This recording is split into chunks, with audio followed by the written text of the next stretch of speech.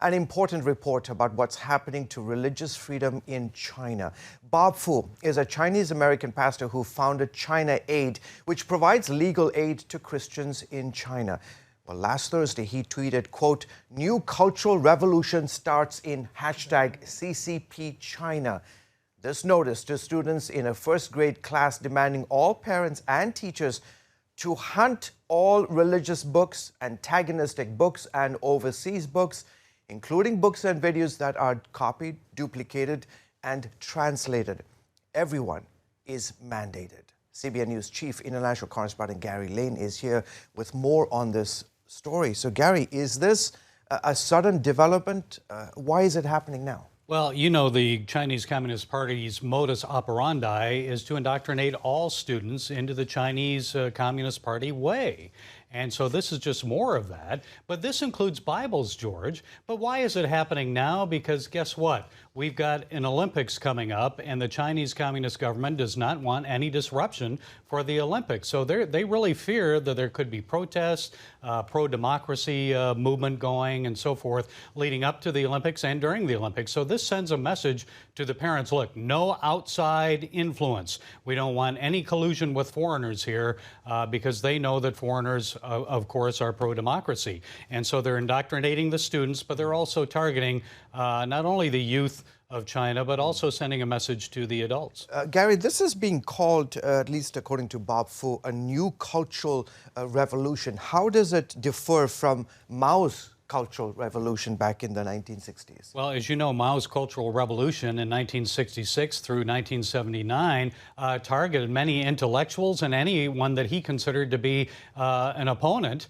of communism. And so it was very violent back then. He had gangs, youth gangs that rounded up people, and they were thrown in prison. There were massacres.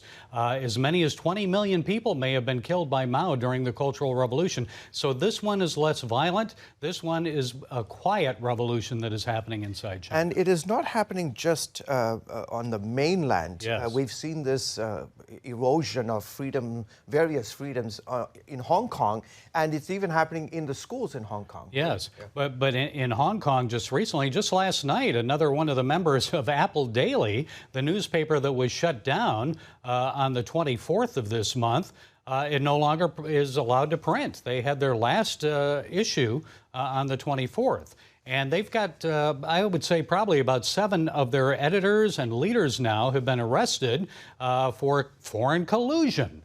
And one of them, of course, the founder, Jimmy Lai, you know Jimmy Lai, he was also arrested. So this is very serious. The pro-democracy newspaper, the lone voice, remaining voice of democracy in Hong Kong, the editors rounded up, the founder imprisoned, and no more printing in Hong Kong. So this really, George, shows that the Communist Party is fully in control there. They also appointed some new leadership there in Hong Kong, security, police commissioner, and so forth. And this is very disturbing because, you know, Hong Kong was supposed to be transferred back to China, you know, the 50-year rule, and they stepped in last year, 2 years ago, and cracked down severely, right? Yes, and they're very concerned about the pro-democracy movement there, and that's why they're cracking down.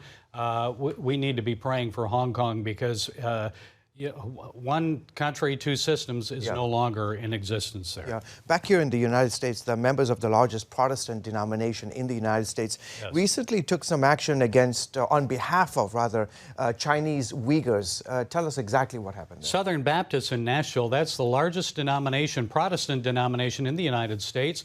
15 million strong, they came out and they said, what is happening to the Uyghurs in China is genocide. And this is very significant because Baptists say we believe in religious freedom. The Uyghurs have their God-given rights to practice their faith just as we do. So that's very significant, a big step, the first denomination in the U.S. to do so. And I'm sure the Chinese are watching this development very, very carefully as well.